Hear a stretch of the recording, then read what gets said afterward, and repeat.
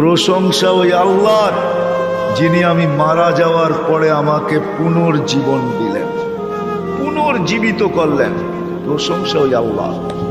বাদামা আমাতানা, আমি কমপ্লিট হয়ে গেছিলাম, মৌত আমার হয়ে গেছিল, তুমি আমাকে আবার ফেরত দিছ। তাহলে ঘুমের থেকে উঠার দোয়া এটা কোনোদিন হতো না।